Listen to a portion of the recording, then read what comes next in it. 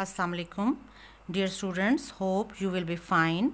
Today we are going to start the new chapter, and this chapter is about nutrition in plants.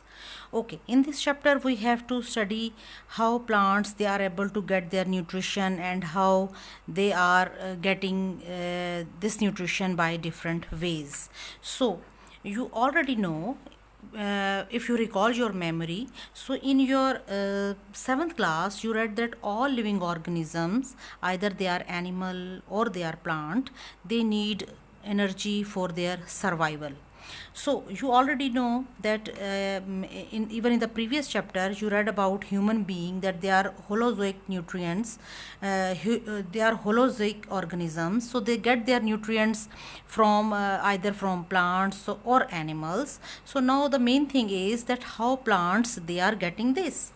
Even you have read in seventh class that different organisms they are part of different types of food chains, and in the food chain you know that all living food chain is basically a series of eating and being eaten. So what does it mean? That one organism or one thing is the food of other organism. For example, here you can see this grass is eaten by a rabbit, and rabbit will be eaten by snakes, and snakes will be eaten by hawks. Okay, so now you can see here different food chains are given, and every food chain is starting from green plants. Either they are grasses or water plants or any other type of green plant or trees, whatever they are, but every food chain always starts from green plants. Okay, now it's mean that there is something due to which these green plants they are able to get their nutrition. So what is that thing? So one main thing is that green plants they are getting their food from different types of raw material. And what are the raw material? Even you read that there is a process in the body of living in the body of these plants, or you can say a process is taking place in the plants, as we do consider plants are also the organisms. So that process is called photosynthesis. Photo mean light and synthesis mean manufacture or building up. So this is a process due to which plants they are able to prepare their food in the presence of sunlight. So by different experiments scientists they come to know that for making their food plants are utilizing different types of raw material. What are these raw material? These raw materials are carbon dioxide plus water in the presence of sunlight. Sunlight is the main, because photo mean light, so sunlight is the main source of energy, and in the presence of green matter which is present in the plant, and that green matter is called chlorophyll. Chlorophyll is a green matter which is present in green leaves. Okay, in the presence of sunlight and chlorophyll, plants they do manufacture their food in the form of glucose, C6H12O6 plus oxygen releases during this process. And whenever we are writing this equation of photosynthesis, so we will write in a balance form. Balance form mean here you can see one carbon dioxide molecule is here, so here is one carbon, and here you can see 6 carbon are given. So it's mean that the I already told you when we doing chapter enzyme that material which we are using before arrow they are called reactants, or they are called these are the material which combine and they make a product. Okay, so in these reactants or these things which are combining on both sides of this arrow, their amount should be equal. So here's one carbon atom, here 6, so a balance equation will be when here will be 6 carbon. Okay, now according to the latest equation, here we use 12 water molecules. So because here H12 mean here should be 12 water molecule, but if here 12 mean here 12 multiplied by 2, here will be 24 hydrogen. So balance will be that here one glucose molecule will form, 6 oxygen atom will release, and 6 water molecule will also produce. So that is called a balance equation. Okay, so we were discussing that plant do prepare their food by the process of photosynthesis. So in this food making process, plant are able to get this water from soil, from their roots. Okay, and this carbon dioxide plants they are able to get from their leaves, and they are taking this from the environment. And how plants leaf are getting this carbon dioxide? Through the tiny pores which are present in the leaf, which are called stomata. Okay, so plant they are utilizing this carbon dioxide and this water molecule. When these two combine in the presence of sunlight and chloroplast, or chloroplast is basically the organelle. We have already read that in plants cell chloroplast is present, and that is containing chlorophyll. Okay, so this green matter chlorophyll, it convert this carbon dioxide and water into glucose. So this is the basically glucose which is formed in the plants, and then it's stored in the form of starch or many other forms. So we will do study in this chapter in which form this glucose can be stored. Okay, now the main thing is that plants they are when they are doing photosynthesis, so it's mean this glucose will form in them, and when this glucose will form in them, then it's mean ultimately some of this glucose will be utilized by the plant for getting energy by the process of respiration, and extra glucose will convert into starch and it will store in the plant. So to know that whether photosynthesis is taking place in the plant or it is not, so what we do, we perform certain experiments. For example, one is to de-starch a plant. What is mean by de-starch? D mean without, D mean without, starch mean without starch. Okay, so here what we are saying that when plants they are doing photosynthesis, they are making starch.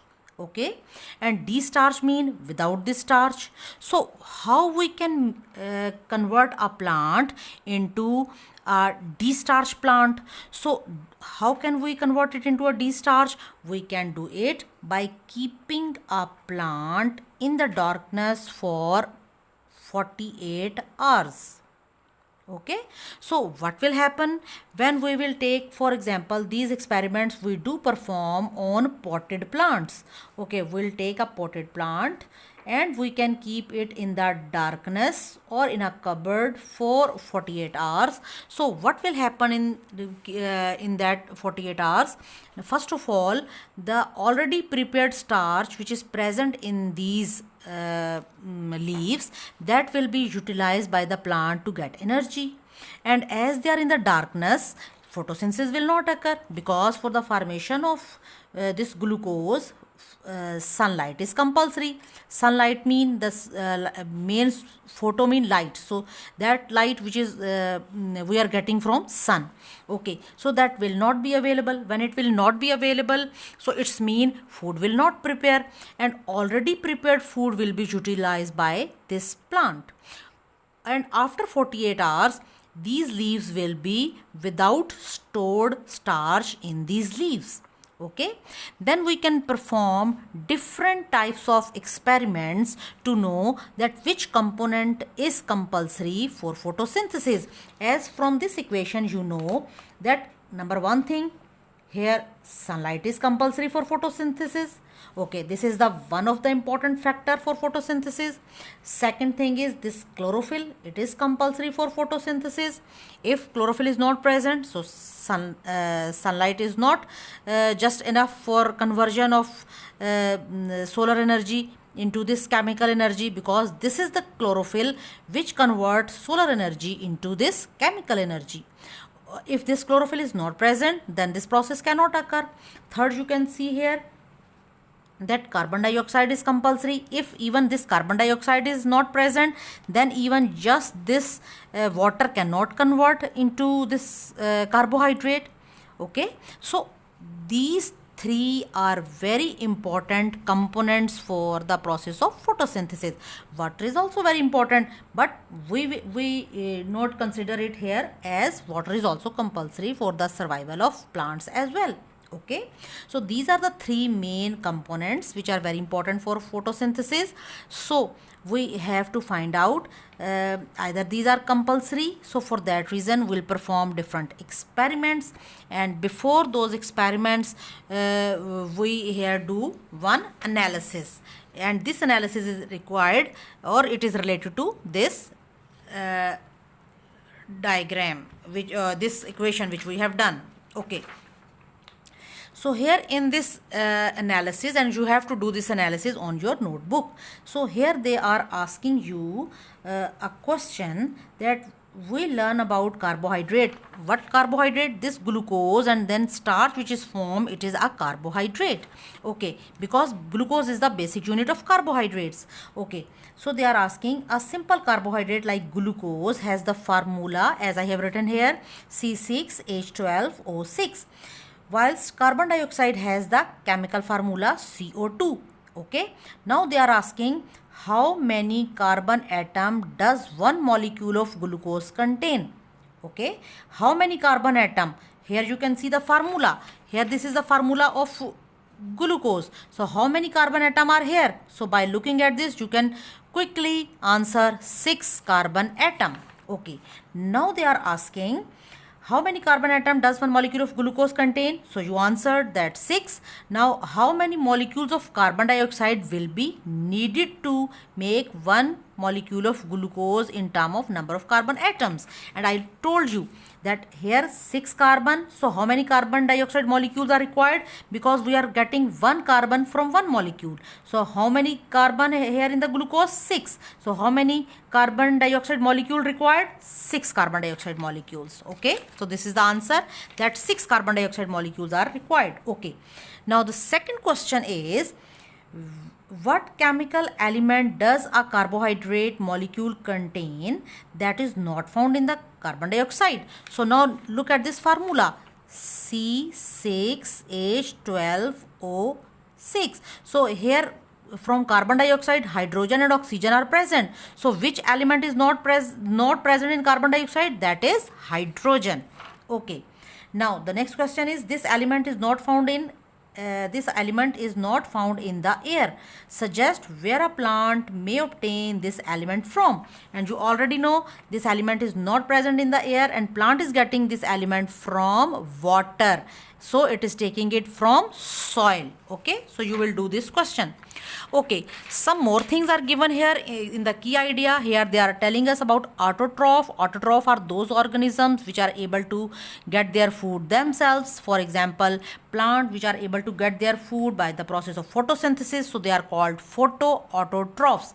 Some bacteria and organisms, they are able to prepare their food by using some chemicals. So they are called chemoautotrophs. So in this way, different animals, they are able to prepare their food. So here we have done this, and inshallah in the next lecture we'll do study about how these as I have told you here, that these are different factors which are very important for photosynthesis. So we will discuss about these factors separately, and this chapter is very important from Cambridge exam point of view, because many questions related to this equation and related to these factors, and different questions related to these factors, they come in Cambridge exams. Okay, but if there is any confusion which you or any problem which you don't understand, so you can ask me. So watch the video carefully and ask where you have any confusion. Okay, but best of luck.